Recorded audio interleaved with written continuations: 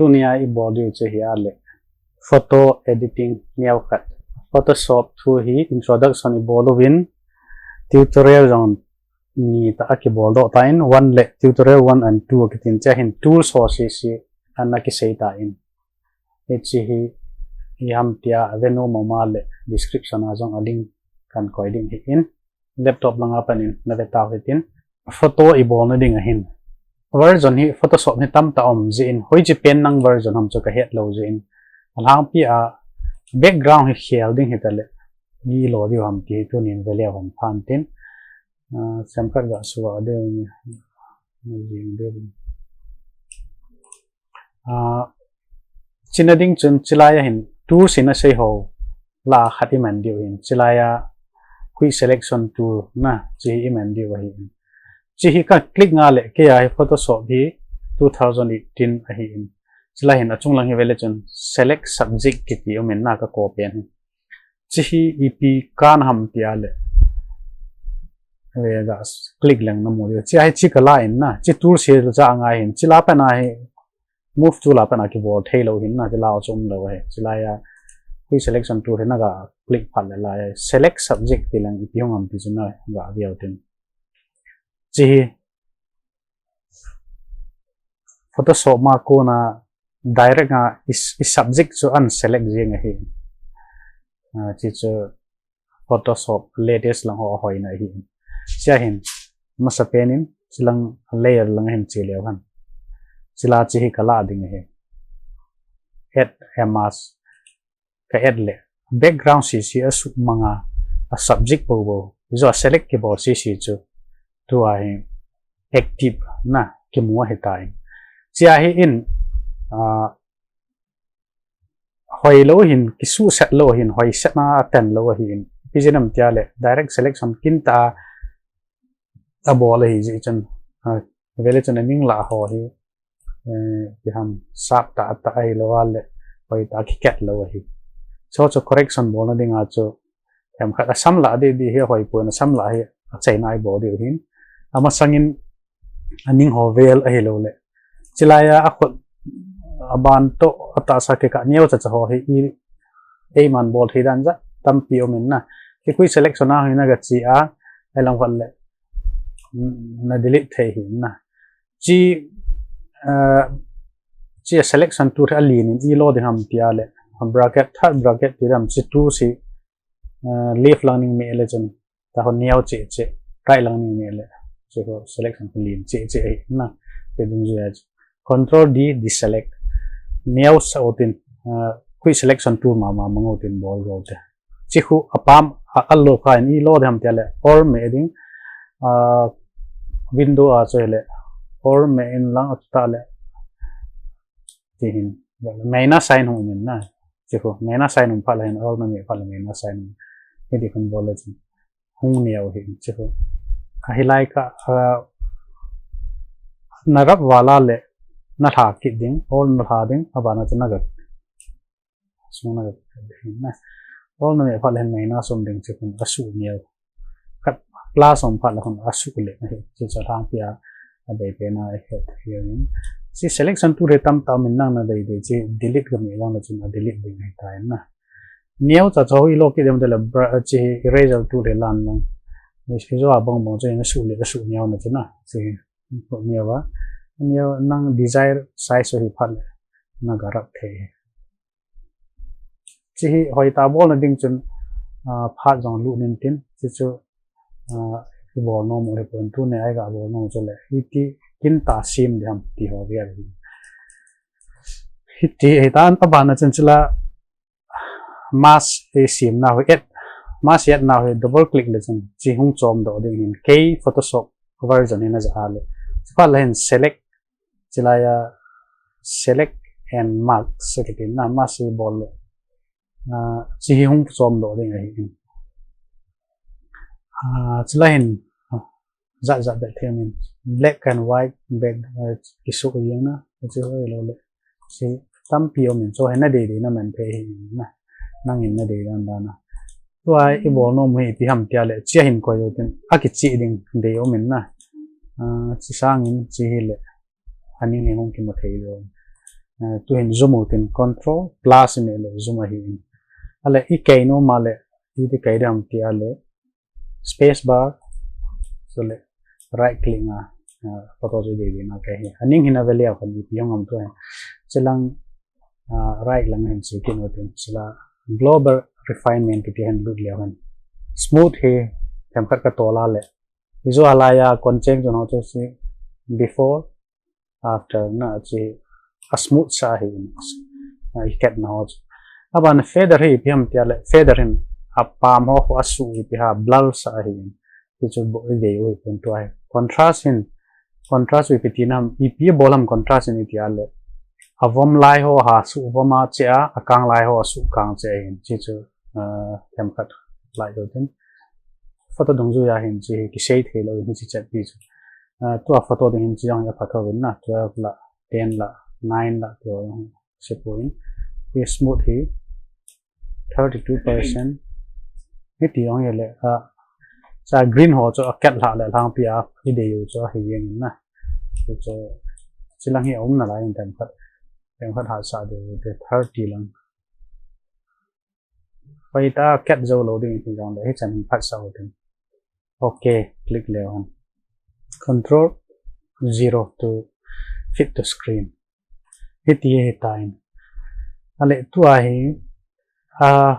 ta salang che ket do ta na lang pin tu ai aboi hi asam la ai le ha hoi tu ki kat hoi mo le chi a tu ai asam la chi ki dio hin tu a mas mama ju chi dio hin hi jong le ibola izo a chu ki bol ham tia le chi step hi bial ni bol nga yan ti lo ale a hoi lo tam pi hom de hi a chu a et so ki smooth masa a ban le try samai chi de to mama chi ki no tin mas mama select and mask lu le han chlein try bo no mo ye ya le chlaya green la si su mang ding hi sina ding chu si black and white na kena ni long la hin tin si hoi ten view tin hoi lai lai hi rap tha the mam na chlai la ya phang pia left side link ko chung to right side tham khat link cho link ko chung hi men na cho si rap tha de why am I thing select chilang hen left side hin we selection loading ano ya refine its brush to kitli on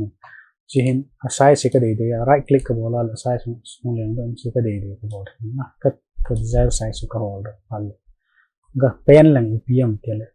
chihin some size refineable hi na chi ho ya sang a chu aning ning he ga bol len ai chalai la he sam ke dal ha hi sam leng le ho ya nhiều khat khat na hi hoi lai a tam ji ji nom le chila hi chi the hin na chila ta na he ra jing the sam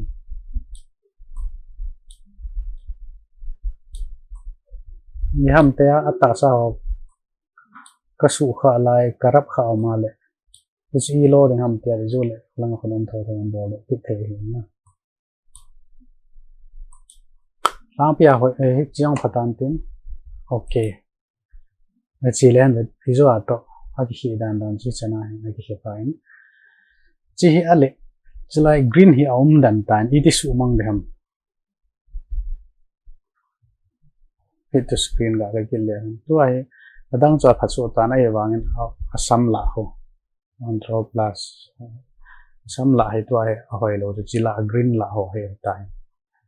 chi phat ding kun new layer khat lao tin chila hin tu ai chi tools in a say la wa brush tool hi man de brush tool chilai ka new layer la hin ka new layer la pa du shading chila hi anu ya to hin all me in lang chilai la he ga ko la chun new layer la hoi ta ho chilim kom phat le right click we khat sorry left click we khat pin me le chun click abol hin chin anu ya pa bo bo hi effect ding pi na ya chi a chu tu a hi brush tool kala aban le all kame asam lai kalal avam lai ho khat kala de sample kala hi na sample kala sẽ chú visual new layer là hồ selecting cái pen để chỉ hồ color cho hung kỳ bông này hiện na chỉ hiện chỉ là atam là hơi cái click khai là chỉ vào mi mù chỉ hồ cái ball loading hiện na some atam là cái click loading phachom is refine it sa brush ai ball lại cả cao chỉ nó tổ khá ngay cái tí lo lệ mua đào ngà đào liền chỉ opacity ấy số thom thấy yếu cái chữ thấy hiện na chỉ là ô chứ chăm khát nên thầm phật lệ thầm gì ngồi enjoy hiện số thế để hiện tại alhang pia hong ki say gì rồi team là họ in head setting in beginner vì cái ham cái gì tí lo để ngà phachom để ngà say rồi chỉ là iso green ho green nin et so si green che su mang na dinga ibo le na photo hi lighting hoi lo wa ka ngai hoi te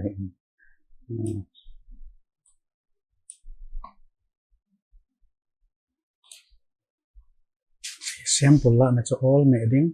click green et cc jo su mang hite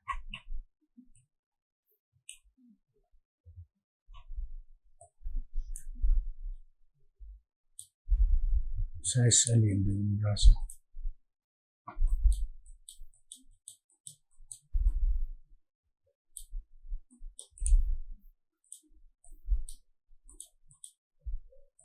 hoi ta ding tia le sam sample la la yang irap na kom sample ho chu la la yang ai ti lo wa le ani a se la yang alhang pin chiong phatan tin i khat mai tutorial mai ai bolo hi chung ale tu ai background chu ni koi nom te ka no layer khat lau tin solid fill le han na solid fill select solid fill on selai color chu ka dei ka koi the ta na anong chu somehow get lo na dia color yang chu na so te khat di koi le akilangin ram naw a bol dan zat tam ta omin tu nia din chi color abe ka so chi koi le han akilang mo pen ai lam khat jong le pen brush ni hoding a chu pen brush ni hoding a chu asam ka ahina sam ka hi pen na painting a brush a yo pen the hi le zua chunga here brush now chung the select in lang select in sin lang le chung pen brush ni ya le size so sunya ban lang ai lam pa jong le sam hi sim ha pen hin sama hi kil tam ta omin a brush jong ki sim thu thei sia chu sam lim ho cái dòng cái này dòng này tôi nên cho chụp bò là chứ xăm lim dòng cho nó gặp tiền thì na tablet họ nó này là xăm tập mà chứ cá là thế xăm lim nó là ngay rồi thì nó tiền phátเลยthì cái số vay đan cho tâm tập mình tin thì dòng này tôi nên là đang cho say no more thì cái gà say no more cho hiện là thì em kinh ta thang pia background here thì bảo là hite here thì em thì họ chân chưa gặp hiện surface that thei ngai share phan là phần jpeg cái lo là jp thì cũng sẽ share gì ngay phần đấy share thì là slide ai size alien đi đây là maximum hay là high medium low thì maximum in share là nggak ada itu kita bangun belum sih je hite belum sih asam dong hi akya he ya khoi be he na ti dong le tutorial ding ai bolo hi jin hi chan chu hi sautin tu chunga hi photoshop hi anei nai lo ajang lo ho ding in a software hi silai description akan koi ding ji hi step ki sei dong ju ya chu readme ki ti note kharo men chi dong ju ya chu hi bola le install le na za thei jing tu a ke za bong bong hi hung hi ding hi ti a chui ham tia de cha ma nei lo software de ma le na na ki download thei di hi chule link agi pa na sei bang wa chu tutorial abul lang ho lang bon man ke ya no ya description a link kan ko ding hi